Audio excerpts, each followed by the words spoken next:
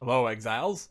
I'm here with a helpful tip to both people following my current dominating blow build guide and just anyone who might be in the market for this sort of item. And I'm totally not recording it a second time because I messed up the first one.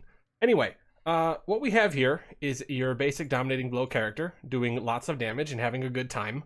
I just picked up my brass dome, everything's feeling great, and then last night, as I was tuning some things and looking into some things, I realized there was 124% minion damage on the table for just one Divine Orb. For some people, it's 140% or even more. Ow. Glad you asked. This is an Elegant Hubris Jewel. Specifically, it is the seed 90,700. I found this seed with a tool online, and that's what this video is going to be about. How to use this tool and how to buy yourself a jewel that is going to give you huge, like impossibly huge returns. Now, first of all, what we have here is Slumlord and Slumlord in very easily accessible places. In fact, we already took these notes before. It is a little sad that we give up some spell block here, but minion damage is hard to come by. 40% minion damage per node instead of 8% spell block is generally worth it. Also, if you do this and you need the mana mastery, it's still a mana mastery. You can take it. No worries at all. So, how do we get here? Well, glad you asked. We're going to need a tool, specifically a GitHub tool. This GitHub tool. Very simple interface. You can see Elegant Hubris selected. The Conqueror doesn't matter, although you can search the same seeds under different Conquerors. It'll give the same tree, just with a different keystone option. The keystone option isn't really important to us. If you can find a use for one of them, you can target that one specifically. Otherwise, try them all. Anyways, we want to go to skill tree view. I'm going to walk you through how to do this because it's very, very useful, very important. We go to this one because this is where we are. The reason we like this area so much is because the nodes that we actually need in our build are here, outside of the ring. The Mystic Bulwark is kind of nice for the spell block, and especially the spell mastery, but you can get the mana mastery regardless. So, first thing you want to do is go through and unselect all of the notables that are out of the way. There's quite a few of them. This is actually kind of a very powerful location, and I think one of the reasons why the pricing wasn't too bad is because there's so many people looking for different timeless jewels in this area. You can leave the keystones open. Don't forget this guy on the side here. So, what we end up with is Mystic Bulwark, Prodigal Perfection, Lord of the Dead, and Instability. These are all 2 points off from the tree, which makes them very, very point efficient. Probably the most important one to get is Lord of the Dead, because no matter what you do, you are pathing through Lord of the Dead. So you really, really, really want to hit that one. So, we have our notables selected. If you need the mana reservation mastery, you can unselect instability to give yourself a smaller field of options.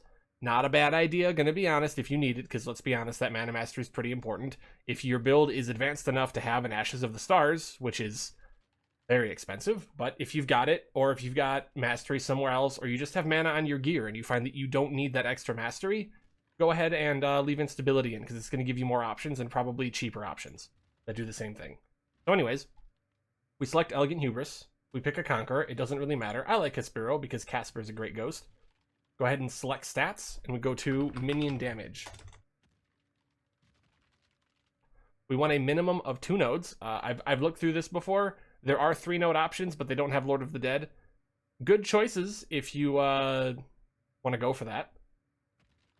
So here's the 3 node options. There's only 2 of them. They're pretty rare, and none of them have Lord of the Dead in them. That said, that's 240% minion damage for 6 skill points, which is pretty good. These ones, though, you'll see Lord of the Dead and Prodigal Perfection right there. That'll let you get your Lord of the Dead, your Prodigal Perfection, and your Mana Mastery. Very good. Alternatively, you might find one with Instability in Lord of the Dead, which will probably be a little cheaper because people who don't need the Mana Mastery can afford to cut it. Either way, you'll see that there are 28 options. If you start a search on trade, checking these 28 options across all of the Conquerors and whatnot, well, you know what? I'm going to do it. I'm going to go pull it up. I'll plug in a handful of these, and we'll see what it costs. Okay, I have filled out the sheet. You can see the count is set to 1. I have selected 10 seeds that fit our parameters, and we're going to hit search. Doing it live. 1 Divine Orb. 1 Divine Orb for 120% minion damage at its worst. At its best, if you didn't already have something going, it's more like 140%. That's what we have on our weapon, with the deafening essence of fear, which we worked really hard to get. Also, the weapon has +3 gems, but it just gives you an idea of how big this improvement is for your build. You're going to want to get after this quick, because these prices might not hold. There's not a whole bunch that are at the 1 divine price point, although I also didn't plug in every possible option. Also, I only did Caspiro. There's other Conquerors to look at, so maybe there is enough bulk for it. A lot of people are doing Legion, and I'm going to be honest, the fact that these are so cheap might not hold. So I hope you get after it.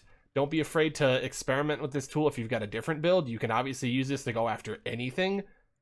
I don't know. There's like huge armor options on Elegant Hubris. There's Val options that can be very interesting. You can look for very specific nodes there as well.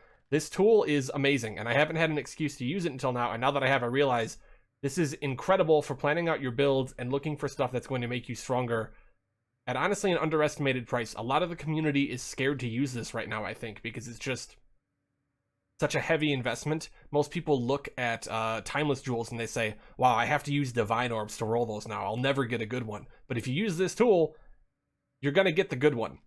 And you're going to get it right out of the box, and it's going to work. It's fantastic. Anyway, that's all for now. Peace.